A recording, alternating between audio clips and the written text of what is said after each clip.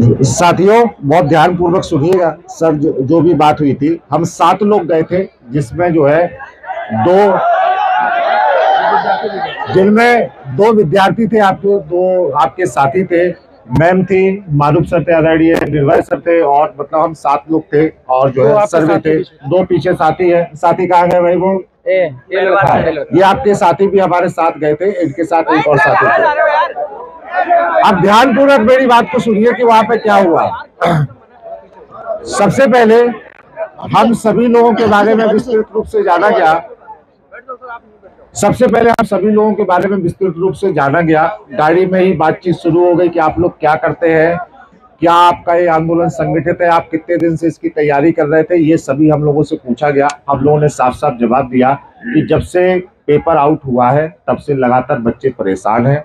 हम सभी लोग बच्चों को सपोर्ट कर रहे हैं और बच्चे स्वयं यहाँ पर आए हैं। तो फिर उनकी तरफ से हुआ कि भाई कब तक आएंगे। हमने कहा जब तक बच्चों को आना होगा तब तक आएंगे, और हम एक गार्जियन की तरह, एक बड़े भाई की तरह उनके साथ है, और कुछ नहीं है। इसके बाद जब हम लोग भर्ती बोर्ड पहुंचे तो वहां पर 7 चेयर लगी थी, और वहां पर हम सभी लोगों को बिठाया गया। और 3-4 आईपीएस स्तर के अधिकारी थे सर, वहां पे डीआईजी स्तर के अधिकारी थे, एक मैम थी। वो सभी लोग हमसे लगातार बातचीत किए और उन्होंने कहा कि हम भर्ती बोर्ड से आप क्या चाहते हैं, क्या आपका वो है।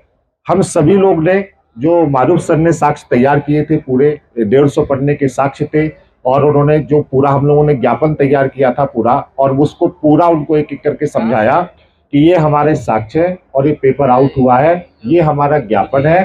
तो उन्होंने कहा कि ये साक्ष्य आपके मेल के द्वारा हमें मिल चुके हैं और हम इन साक्ष्यों की जांच कर रहे हैं, लगातार जांच कर रहे हैं। आईपी एड्रेस से लेके कभी हेलीकॉप्टर नहीं देखे हो क्या? अरे यार, आईपी एड्रेस से लेकर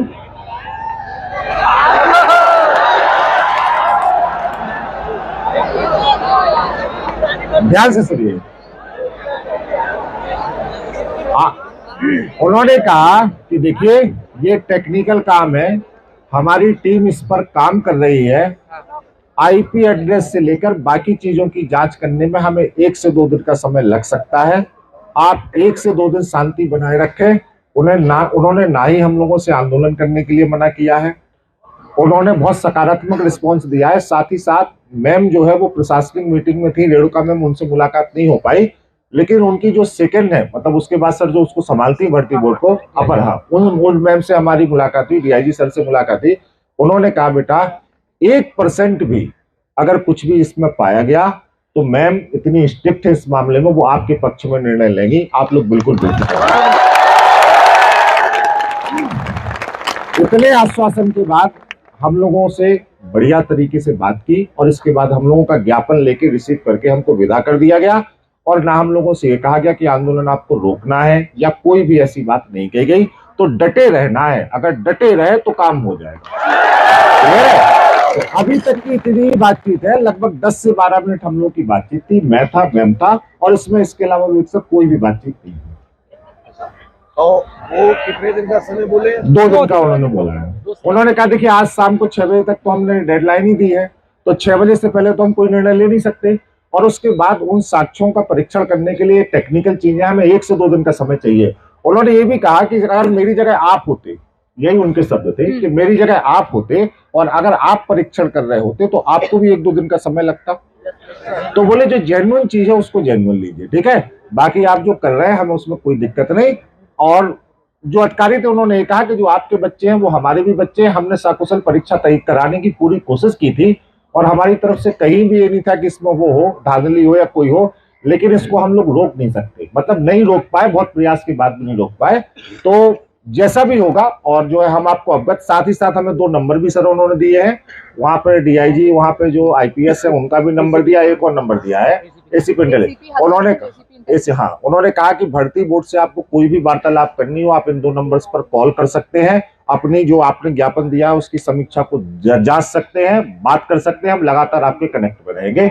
बस शांतिपूर्ण रहिएगा और पॉलिटिकल नहीं होइएगा। बस उन्होंने एक चीज लास्ट नोट पर ये कही, किसी भी कीमत पर आपका आंदोलन पॉलिटिकल ना हो, बस उन्होंने ये एक लास्ट नोट दिया, इसके अलावा तो यही बात है।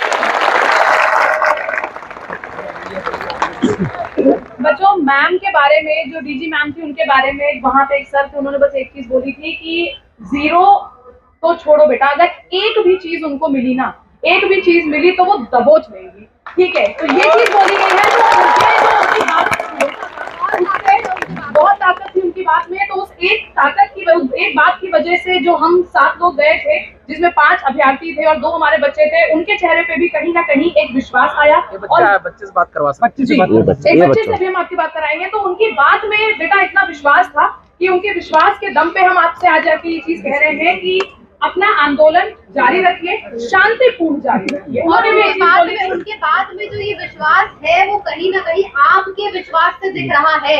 वो भर्ती बोर्ड की गाड़ी आना, हम लोग को लेके जाना, किसी ने आवेदन नहीं किया था उनसे, आना लेके जाना, सारी चीजें कराना वो इसलिए है क्योंकि हर सेकेंड हर मिनट यहाँ की जो हमारे बच्चे लोग हैं वो बढ़ते जा रहे हैं, रात तक पता नहीं